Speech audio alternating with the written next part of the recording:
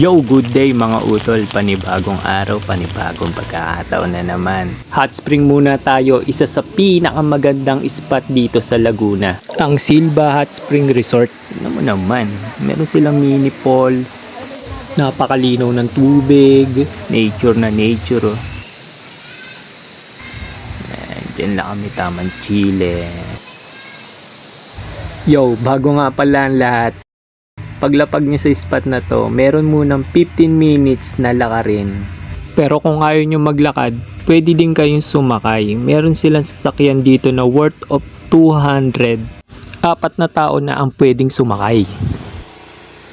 Pag nakarating na kayo sa dulo, nasa bukana lang yung entrance nila. At bago nila kayo papasukin, maglilista muna kayo ng pangalan nyo, number, kung taga saan, at hihingan kayo ng ID. To make sure lang na tama yung inilista nyong pangalan. Pero ibabalik din sa inyo yung ID nyo. Ayun yung mga cottage nila. Ang cottage nila ay 300 hanggang 2K. Depende sa dami nyo.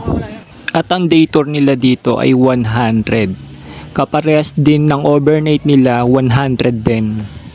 Pero kung maaga kayo nakarating dito sa resort at ang balak nyo ay mag-overnight, hindi nila kayo papapasukin dahil ang overnight nila nagsisimula ng 5. Pero since nandyan na kayo, kung gusto nyo naman magtampisaw na sa hot spring, kailangan nyong bayaran din yung day tour. Halimbawa, sa entrance 100, magiging 200 na yung babayaran nyo. Sa 10 pitch, 200, magiging 400 na siya. At ito na nga, kakatapos lang namin magtayo ng tent. Tara utol, samahan mo ako maglibot sa mga spot nila. Di ba maganda, tahimik, konti ang tao.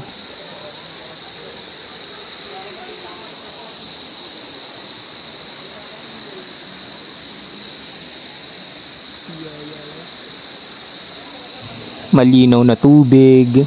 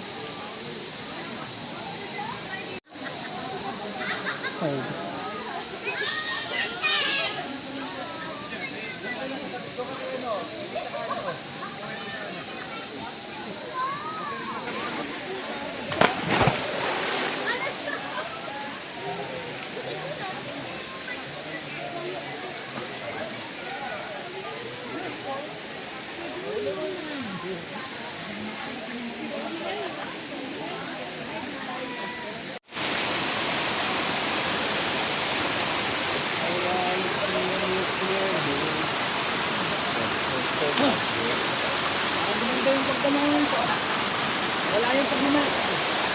Hindi nagiging dapat. Ay ano, yung dalo.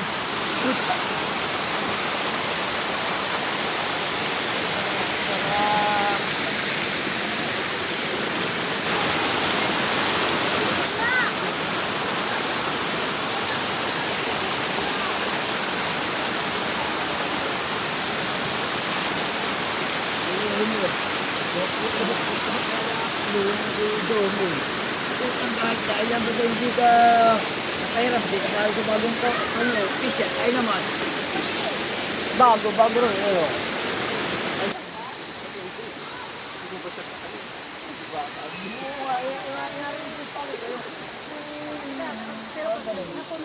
Alam mo yung mga bed ka doon sila talaga, yung mga harap na yun.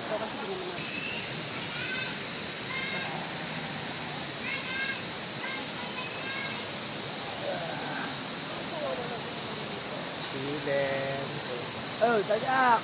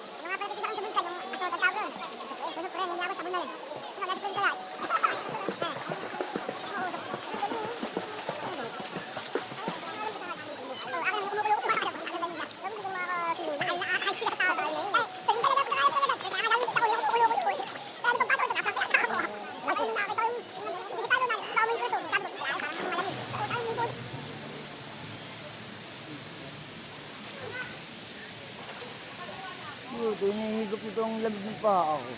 Ang gout kasi, lamig din dito siya. Hindi yung kumakapit siya sa liquid, yun na yung kristal.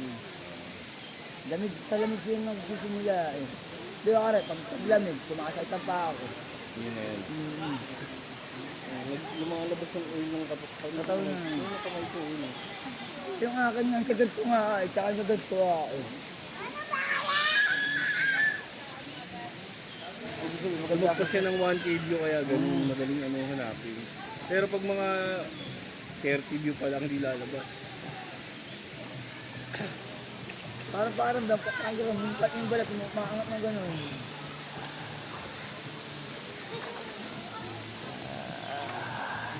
Naalala ko tuloy, pag ako elementary, nakakaramdam lang ng gano'n.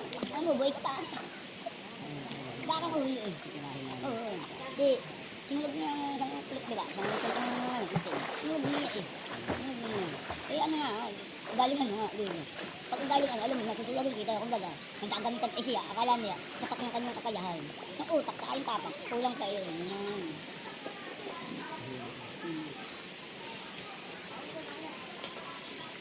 So, hindi naisip ko, kung kapag doon, yung naman na doon, yung kay ano, kasi yung naisip ko, ibabalik ng 1,000. Napag hindi nabalik, yari naman si Jordan.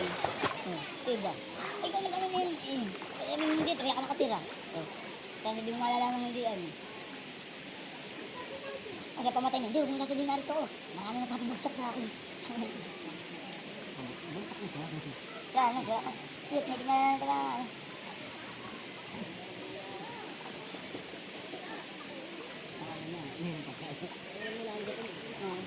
Pansin, siguro may nauutahan kasi pag lahat nadalaan na, diba?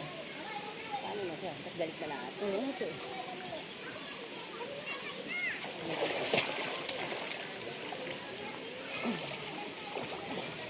Bato.